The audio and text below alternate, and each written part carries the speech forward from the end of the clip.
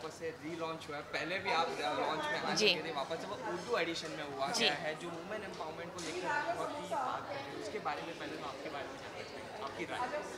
जी, सबसे पहले तो मुझे ये लगता है कि औरत चाहे मुस्लिम हो, क्रिश्चियन हो, हिंदू हो, औरत औरत होती है और हर औरत के ख्वाब होते हैं जो वो हासिल करना चाहते हैं, पूरे करना चाहते हैं। और हमारा देश ऐसा है जहाँ पर हर संस्कृति के लोग एक साथ में खुशहाल ज़िंदगी जीना चाहते हैं। जब ये चीज़ है, तब एक औरत और एक मर्द में फ़र्क क्यों? हमारी कॉन्स्टिट्यूशन, हमारा देश ये अलाउ करता है, ये हमें राइट देता है कि हर किसी को ये हक है खुशहाल ज़िंदगी जीने का। तो जो नूरजहाँ ने कहा कि एक ट्रिपल तलाक देने से एक औरत की ज़िंदगी बेजार सी हो जाती है बस कुछ पलों में।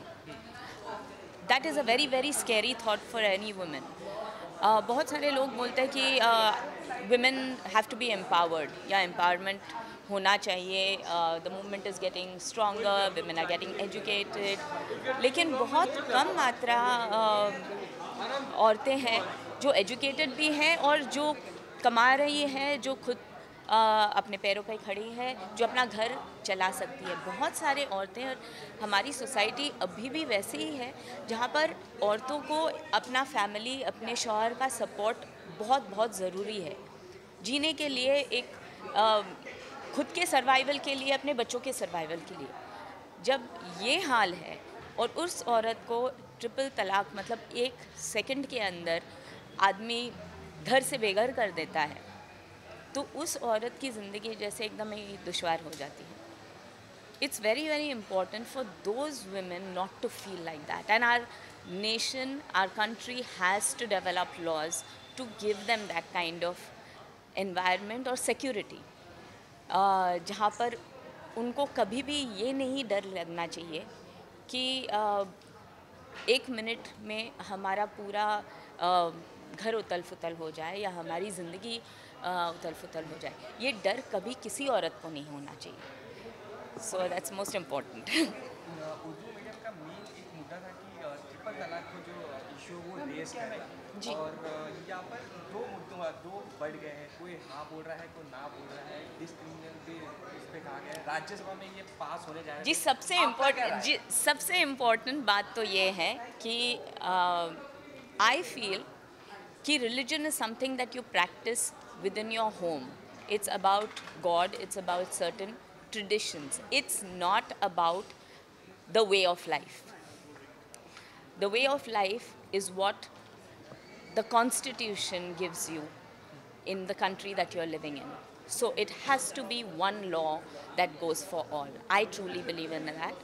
So whether it is a Hindu, Christian, Muslim, Jain, Buddha, everyone, because our country is secular and it has got a diversity of so many religions, हर कोई अपने मज़हब के हिसाब से अपने भगवान के साथ प्रार्थना कर सकता है, अपनी ज़िंदगी खाने पीने के तौर तरीके अपना सकता है। That all is fine, but when we are talking about living in a society, the society has to be one. You cannot have that differentiation because you're of a different mazhab. That's what I personally feel. And जहाँ हम triple तलाक की बात करते, उनके मज़हब के देश भी जैसे almost about 20 nations have banned triple talaq. So which is including Saudi, including Afghanistan, including Pakistan. So it's not something जो मज़हब से जुड़ा हुआ है. These are ways of life that are made by men, for men, men in the sense society. So that the societal laws have to be governed by the country that you are staying in, by the country's laws, by the country's constitution. That is the most important thing. Pakistan में Indian TV content को ban किया गया है, लगाइए पाकिस्तानी, इससे क्या कहना है आपका? उनका ये कहना है कि हमारी कल्चर पे इफेक्ट पड़ता है। एक्चुअली मैं ये कहना चाहूँगी कि मैं खुद टीवी बहुत कम देखती हूँ, क्योंकि मुझे लगता है कि टीवी से बेहतर किताबें हैं, इसलिए यहाँ आती हूँ. सो more than a country banning each others television content, मैं ये कहना चाहूँगी कि बहुत इम्पॉर्टेंट है कि टीवी देखने की मात्रा ही कम की जाए, ताकि बच्चे ज़रा खुश हवा में खेले कूदे, दे becomes more sports people, their health improves. आज ज़माने में सबसे इम्पोर्टेंट ये बात है कि सबकी हेल्थ डाउन जा रही है, तो हेल्थ बनाने के लिए टीवी यूं ही कम कर दीजिए। वैसे अभी मैं निकलती हूँ। Thank you so much. Thank you so much.